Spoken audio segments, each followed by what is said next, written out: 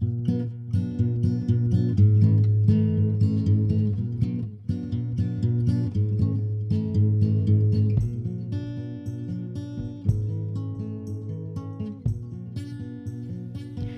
welcome to Midwives, a Metro Midwifery podcast. I'm Gina Gerboth. And I'm Nedra Hale, and we are home birth midwives serving the Denver metro area. For today's podcast, we're going to take a look at why home birth. Yes, so many reasons why home birth. So as you know, we're both home birth midwives, and we feel pretty strongly about this. And we thought that we would just cover some of our favorite things about home birth and reasons that we know our clients are choosing home birth. Right. So what is the first thing on your list? Oh my goodness. Oh, I didn't put it in order of priority. That's okay. That's so all right. many things. My list is large. I am going to go with the continuity of care, which is kind of a more clinical one, I guess. But it's, basically what I mean by that is that you're seeing the same midwife or midwives in our situation through your whole pregnancy, through your birth, and through the postpartum period without bouncing around to different practitioners. And Right. and so, we build this relationship, and it's, a really nice, comfortable fit by the end of pregnancy. Right. We really have a chance to develop trust Yes. over the course of care. Yes. And other midwife practices, maybe have continuity in the sense that you have the same prenatal providers that you do for your birth, but you Right. might not necessarily have that kind of one-on-one or one-on-two care Yes. that you get in that home birth Right. setting. Right. Exactly. So, yeah, I think it's really a really important piece of the midwife's model of care, honestly. Definitely. So, good. I am going to talk about, there's so many things. I know. It's just big. I want to talk a little bit about the microbiome. So I keep bringing this up over and over You're just again. going to dive into the microbiome. Let's just hit the microbiome. I dropped my references on my screen. But there's actually been some recent studies that have shown that babies born at home have a better microbiota or colonization, like the complement of probiotics in their system is advantageous. Right. Well, we were talking about before we started recording that, back when I started working as a student, almost 20 years ago, we would say something to the effect of the germs in your own house or germs that you're used to, that your body knows, and so they're not harmful to you in the same way as some other organisms you might encounter in a hospital environment would be, they would affect you in a different way. Right. And so now there's just all this nice scientific language to discuss that and same to concept. support that, Yes. to kind of back that up a little bit. Yes. Yeah. And the pathogens that are in the hospital can be pretty insidious. Yes. You can have, methicillin resistant Yes. staph. You can have all kinds of really scary stuff lives in the hospital. Right. So it doesn't necessarily mean that it's, infested, that you get into the labor room and you're going to become exposed to all of these things. But they are there. That stuff happens in the hospital. Right. So this one study showed that, and of course we've talked about this with breastfeeding too, but that babies born at home had this preferential colonization. And then my favorite thing about this study, the conclusions of the study are so we need to think about how we can make the hospital environment closer to the home birth environment without kind of backing up and saying, wait a minute, maybe the hospital isn't the best place for this colonization to occur. Right. How would we do that? It's insane. It's not going to happen. So interesting. It's not going to happen. And so, I would say, even though you won't necessarily be exposed to some of the kind of more, I don't know what the word is, the more dangerous pathogens in the hospital, if you had, say, a birth center birth, it's still not your bacteria, which is what you were talking about, that was one of the, Right. not the things that you're already accustomed Yeah, I to. mean, the only way they could do that is if they could somehow colonize your hospital room with your bacteria. So I'm not really sure how we would do that. That sounds challenging. Right. it's kind of an interesting, like, you're not going to be able to do that. So, and birth isn't a sterile process. You know, I mean, we take a lot of care to be aseptic and to not spread our germs to you and to not. And there are certain things that do need to be done in a sterile way. Yes. But in general, you're right. It's not a sterile. Right. Birth isn't sterile. So remembering that we need the good bacteria exposure is it's a good one. So yeah, what else do you have on your list? One thing I really love is the expanded postpartum care. So, you know, it goes along with the continuity of care again, you know, that we follow the mom for 6 weeks after the birth and see her 5 times or so. But we're also seeing the baby. So there's, you know, they're kind of a unit in terms of the postpartum care. So every visit, we're seeing both of them. And, you know, it's just, you know, making sure that new relationship is working and that baby's growing. And I feel like we can keep a close eye on things that are going on with the mother's mental state. I mean, I think postpartum, I mean, it's such a hot topic of conversation right now. So it's clearly not just me that thinks this. I think postpartum is a time that we are not paying enough attention to at all. And so, you know, people need more support. Yeah, I mean, I wish we could do more sometimes. Like Definitely. Some of the Scandinavian and Northern European models are that they have somebody coming to the house every day. Yes. But I mean, and we simply can't do it. But I love the idea of, you know, postpartum doulas and. Right. And you don't necessarily need your provider every day, but you need support every day. I mean, if we had better family support, I mean, everything. There's just, oh my gosh. And I think we need to talk about that too at a different in another podcast. Day. But I was going to say in Denver, I think we're particularly transient. There's a lot of people that move in and out. Yes. And so many people don't have lots of people family don't have members family. Here, extended family. Yeah. So it's a challenge for sure. I definitely think this is one of the most compelling things about home birth in that you're much less disrupted.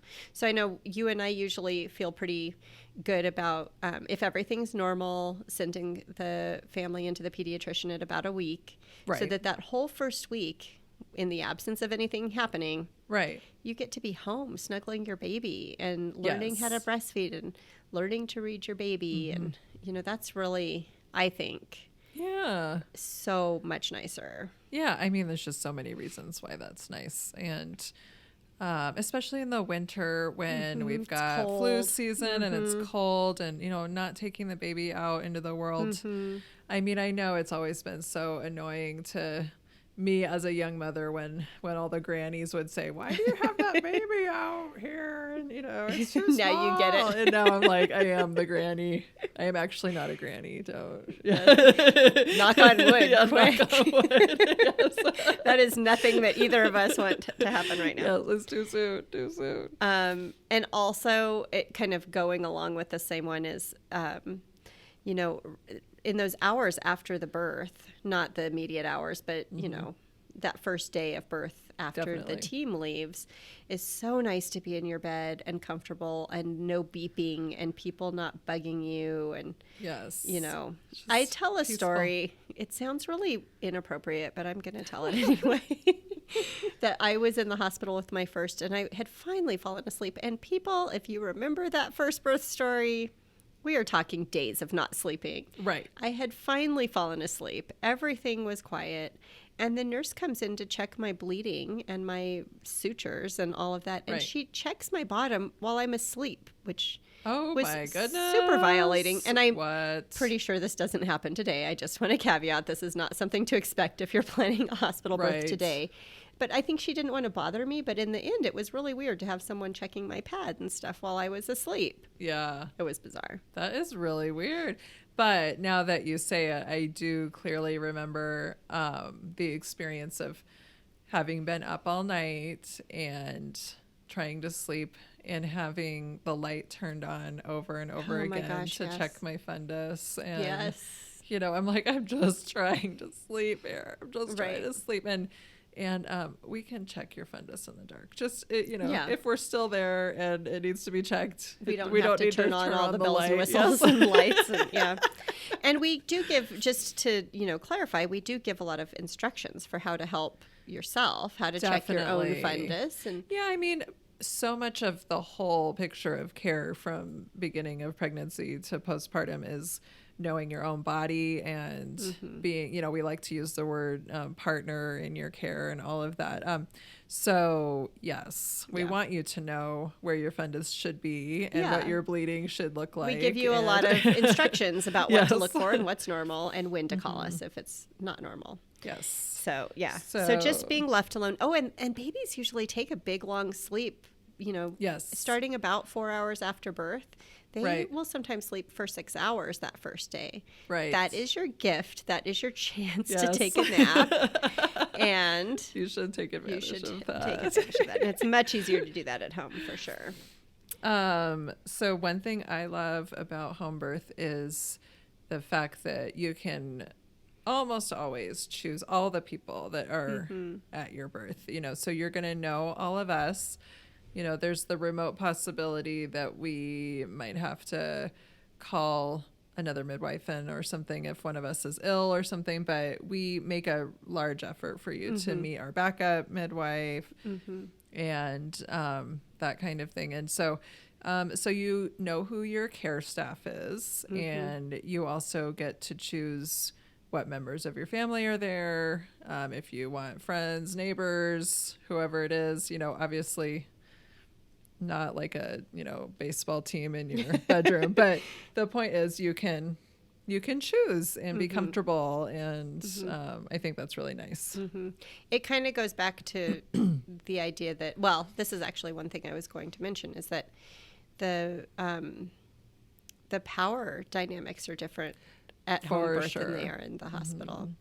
So in the hospital, you're going into somebody else's space where they have kind of a power differential. There's more, everything's kind of on the terms of the hospital staff. With, of course, we've talked about shared decision making. You can engage in talking about what choices you want to make and what care you want, but it's still, you're in their space. Right. And you're kind of playing by their rules unless you advocate differently for yourself. Right. And it's just not a place where a lot of people feel powerful. So even if it's just a matter of how you feel in the situation, it's not something you're familiar with. It's an unknown environment. And while you can advocate for yourself, it's really hard to advocate for yourself when you're vulnerable and in pain. And there's big words. There's a lot of information coming at you. Because there is an imbalance of knowledge as well. True. And so unless you have also gone to medical school and all this stuff, there's always going to be that imbalance of experience and knowledge. And that feels really intimidating, even though that should not mean that you are uninformed about your situation. I've had physicians say to me, I didn't feel knowledgeable enough about this area of expertise. Because there's so many facets of medicine. Many things. Yes. So it's not really about education. We have really highly educated clients, but it's about this is what they're talking about every day, what they're doing every day, and this is a once in a lifetime. Yeah. So definitely, but when we're coming into your home, we're guests in your space. And so that power is totally, totally different. You are the person in control at your birth in a home birth setting. Right. So it's your turf. And we're there on your invitation. Exactly. And that's different. That's a completely different dynamic. Yes. So, that's another one I really like. What else for you? So here's a funny one. But it's totally true, you guys. So we have had several clients that have come to us after they have had what's called a precipitous birth. And they had their babies in the car on the way to the hospital or birth center or on their bathroom floor. You couldn't even get out the door. Before they could get out the door, Yes. and so then they decided to have a home birth the next time. Yeah. So that they didn't have to go anywhere. And so even though it sounds like those stories are really rare, and they probably are. I mean, not we've that seen rare. them lots of times. And so I think it could be argued that it's nice to not have to make that decision about when to leave your house. And we have to come to you. We have to make those decisions with you to get us to your place at the right time. And yes. And while we may occasionally miss a birth, and Yeah, I we mean, have, sometimes those same people go really fast. yes, even if they're planning a home birth. But it's better to have your midwife on the way to Yes. you rather than to be on the side of the road. and they've got all their supplies, and they've got their midwife on the phone. And we've talked about it. Yes, we've helped you make a plan. We always walk through Yes. emergency birth Yes. with them, and so it's a different I agree. foundation. And I would say, although I don't think we have enough data to absolutely prove this, but I would say it's probably safer too. I think having those car births and roadside births are gosh. probably the least safe I mean, of it the seems options. like kind of in vogue right now to have those social media videos of the Oh my gosh. of the dad is like I videoing know. while He's they're driving and videotaping her birthing. It makes me so upset every time I see it. It's I can't just even. like, please pull over I know. and safely I know. deliver this What child the heck? into the I world, can't even talk about screaming at the TV. Yes, That's how I feel when I know. watch this. Like, Yes. seriously, that is It's like, please unsafe on so many keep levels. these people safe, for goodness sake. It's just like, who cares about social media? And texting. I mean, it's like, that's worse than texting. Yes. It's just so bad. It's so bad. I know. And this poor birthing person is sitting there Yes. on the passenger seat with her pants up half the time. I know. It's and just- so the poor child is coming out in Getting the all pants. tangled up. Oh, I know. Come on, you guys. So let's actually transition that into no traveling in labor or right after the birth. Well, yes. So just in general. Just getting to stay home. And, the thing about that ride to the hospital is like every single bump is like a pothole. Yes. Every I little remember it thing, you clearly. feel it exquisitely. It's horrible. Yes. So I can't even imagine what it's like, because when I arrived at the hospital, thinking as so many first time moms do that you're like much farther along than you actually are. Right. I think I was 4 when I got to the hospital, so typical, right? that's pretty good. And I got thought- sent home Oh, the first time. and I thought, oh, it's so miserable. I can't. And now I think, how do they do it if they're 7 centimeters or 8 centimeters? It just, oh my gosh. I got Oh my sent home the gosh. first time. They didn't tell me. I was probably nothing. I was probably 1. Oh no, they didn't even want to say No, it. because I didn't even have the baby for like 3 days. So I was probably nothing. I'm just going to say. And then when I did finally go back in, I was like really uncomfortable, but it was still pretty manageable until I was in the car. And then once I was in the car, I was just, You just can't get into Yeah. a comfortable position. yeah. And then I got there and I was sick. So, I mean, I was making good progress by the time I got Yeah. there, but it Yeah. was not a comfortable ride. And then I think that, on the flip side, when you're done and you're postpartum, again, being able to get tucked into bed and not go anywhere rather than needing to leave. So this isn't so much hospital. Hospitals usually discharge you between 24 and 48 hours, but Right. birth centers often discharge early, Right. like 4, 5, 6 hours is not unusual. And I don't know if you remember that point where I said you can get this big long nap, but Yes. that's kind of right in the middle of when you would want to be Right. getting some sleep usually. Oh my goodness. I mean, it's flipped a little bit because there's all these things you have to worry about when you're discharging from a hospital or birth center, like the car seat being like they have to come out and look and see if the car seat's right. And we kind of do that a little bit too. We don't necessarily check the car seat, but we do want to make sure people have it installed in case they need it unexpectedly and all of this stuff. But we go over that in pregnancy at 36 weeks, not after the birth. Yeah. So there's just, I don't know, it's just more relaxed, which is really what I love about home birth the most. And it's stuff we've already covered, but it's like what we talked about in breastfeeding too. It's just easy. It's the easiest way to do it, in my opinion. It's just like, I don't have to worry about all these things going anywhere before, going anywhere after. I just can be, like I said in the first podcast we did, it's like having a normal day, but you also go into labor and you have this a baby. fabulous experience, and your new baby is born into your arms, and so it's a regular wonderful day, but you can, it was part of your daily life. Yeah, you can just go back to your normal life, hopefully with a lot of postpartum rest and recover, bringing you food, and but you don't have to. You can be with your children. You can watch your shows. You can eat your food. Like food is super important to me, so I want to have my snacks available. It is important to her. I can attest to that.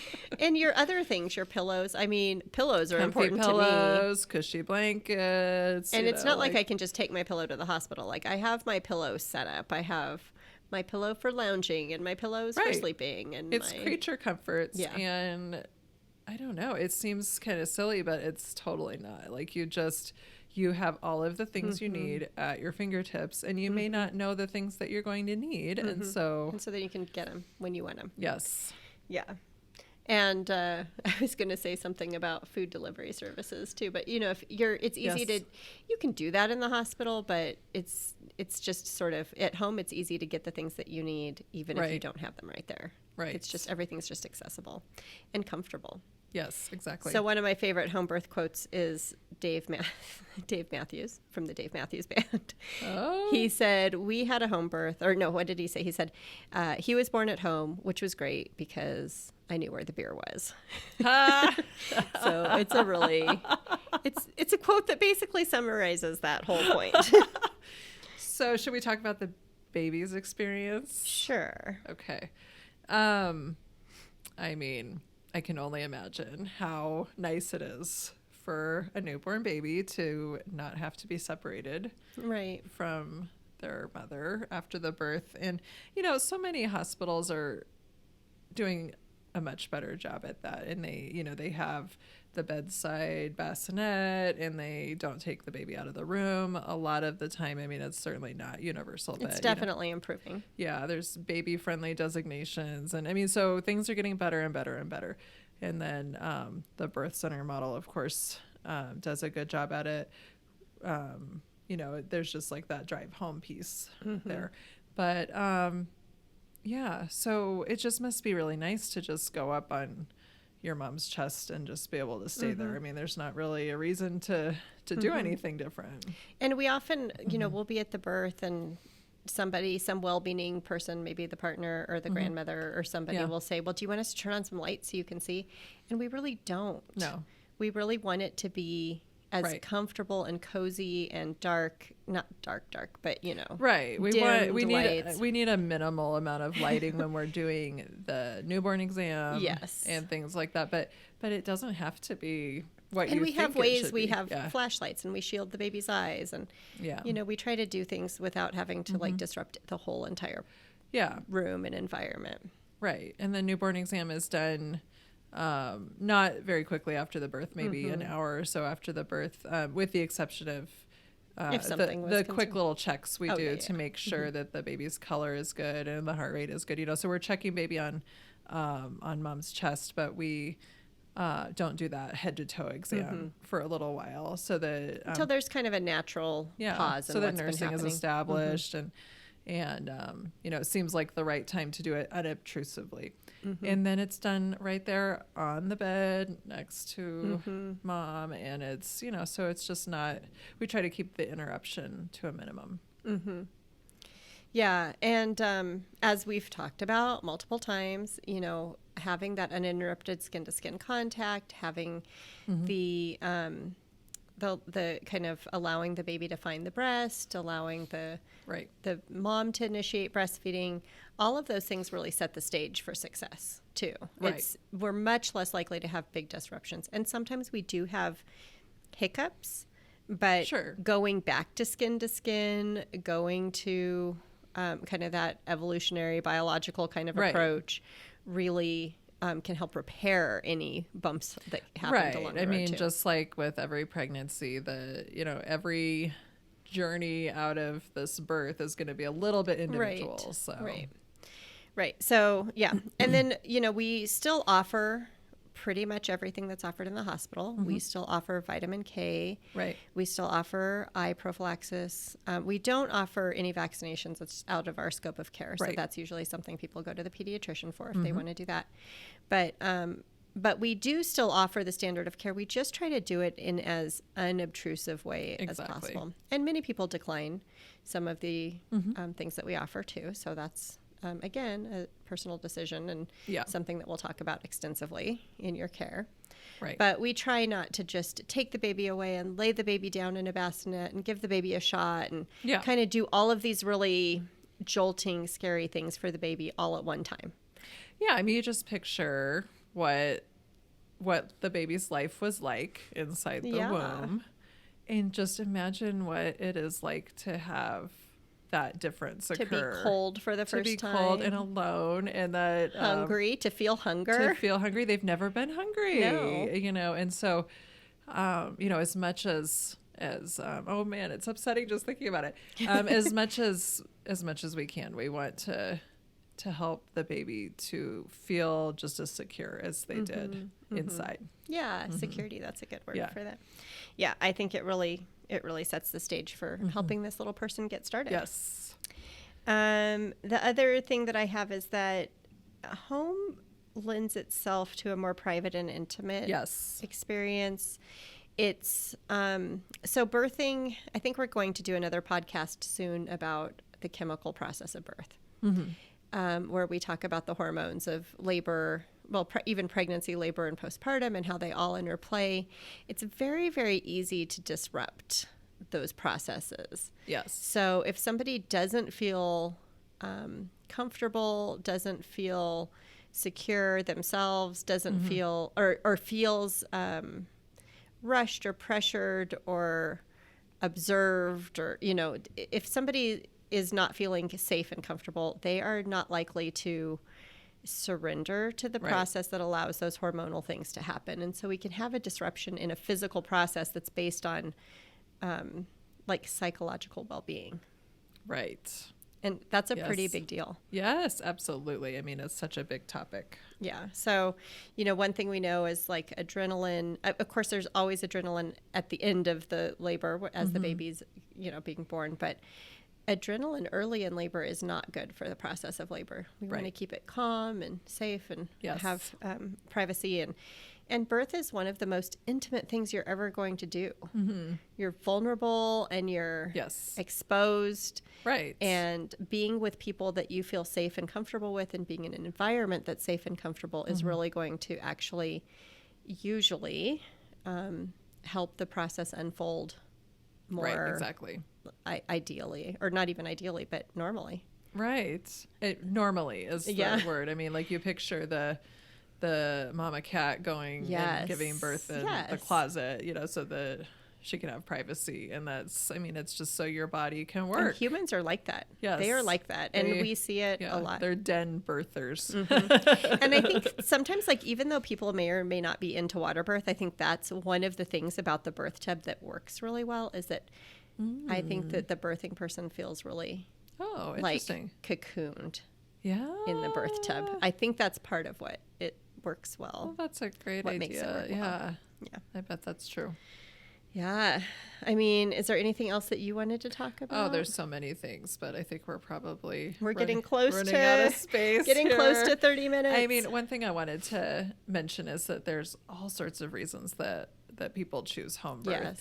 And I mean, from just having autonomy, like we've talked about, maybe they've had experiences in their life that prior to this that led them to this decision.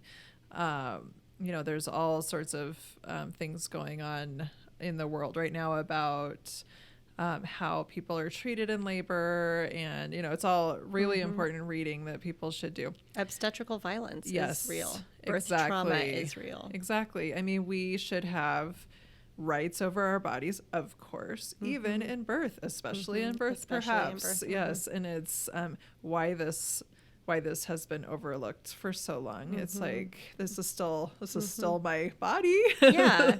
So, and home birth doesn't mean that you're Yes. separating yourself from having care. Right. In fact, it's a different kind of care, but it's a much more attentive kind of care. We are really paying attention because we know you. Right. At the point that you give birth, we really do have a relationship, like you said. Yes. And that's part of what makes home birth awesome. So we are running a series on Instagram if you want to check it out, and you are welcome to participate as well.